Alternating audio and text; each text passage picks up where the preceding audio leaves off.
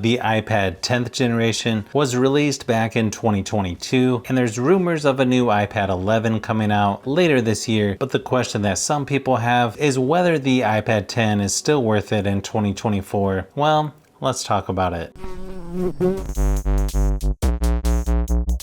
The new starting price is $349, which is probably what it should have been back when it first came out, but I'm guessing they had a lot of the iPad 9th generation left over when this iPad launched because it was still in the iPad lineup on Apple's website. Now, considering how expensive Apple products usually are, this is a really good price in my opinion. I've even seen it go down as low as $299. The downside is it only starts with 64 gigabytes of storage, which wasn't that great back then. And now a lot of tablets are starting with 128 gigabytes. There's also a 256 gigabyte version as well. But probably the biggest upgrade over the iPad 9th generation was how they changed the front of the iPad 10, making the screen look a lot more modern and similar to the iPad Air and Pro. Of course, they had to get rid of the Touch ID, which I know some people probably still miss, but it's got a 10.9-inch IPS LCD display or liquid retina display at 2360 by 1640 resolution, up to 500 nits brightness, which is going to be better than a lot of tablets in this category.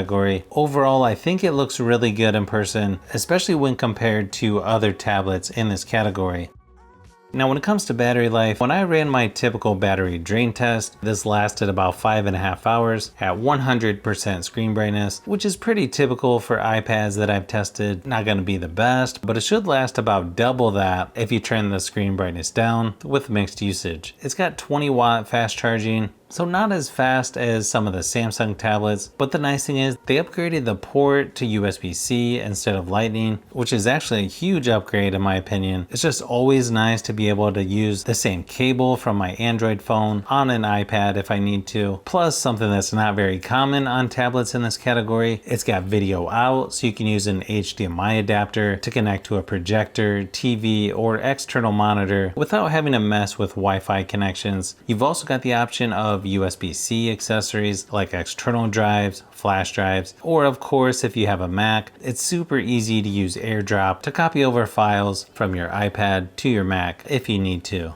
Now, as far as software goes, this iPad is on the latest and greatest iPadOS 17.7, and it's going to get the new iPadOS 18 later this year. That's probably one of the best parts about iPads is that you usually don't have to worry about software updates like you do with some of the more budget Android tablets. Even the older iPad 7th gen that came out 5 years ago is also going to get the new iPadOS 18 as well. So I would say you'll probably get at least 3 more years of software updates with the iPad 10. One advantage with this iPad is you've got a fingerprint scanner or a Touch ID right on the power button, which is something you normally don't see with tablets in this price range. You won't get Stage Manager on here, even though technically it's powerful enough to run it, but everything else is going to look and feel very similar to most of the other high-end iPads as far as the software goes. And then of course it's also going to work with the new USB-C Apple Pencil as well, which I feel like is a better option than the older first gen Apple Pencil. But again, that's something you normally don't see on budget tablets.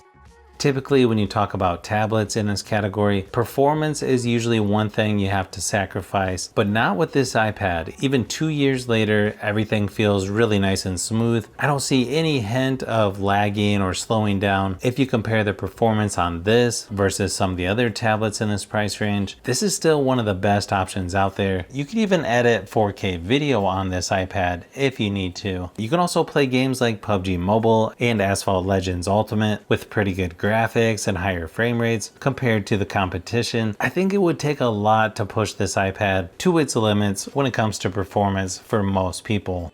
Now, the speakers on here are pretty decent. They really couldn't make them that much better. Then you wouldn't really need to upgrade to their other iPads, but I feel like it's plenty loud enough for most things. Here's a quick sample just to give you an idea of what it sounds like.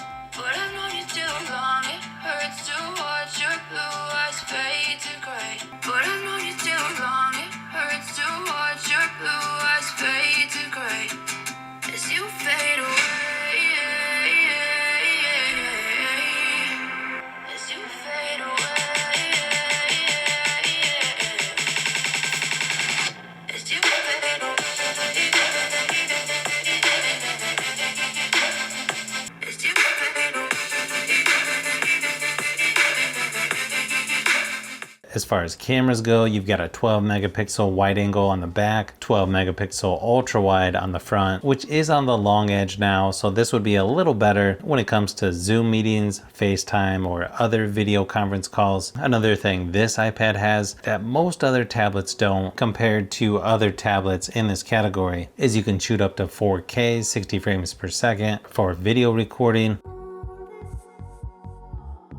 I feel like this iPad came out when people were a little unsure about choosing it over the older iPad 9 because of the price, but now that they've dropped the price down to where it should be, I think it's one of the best entry-level tablets that you can get, especially if it's your first iPad, or if you want a tablet like the iPad Air, but you want to save quite a bit of money. If you like tablets, phones, and other tech, I've got a lot more stuff that I'm working on, so keep an eye out for those upcoming videos.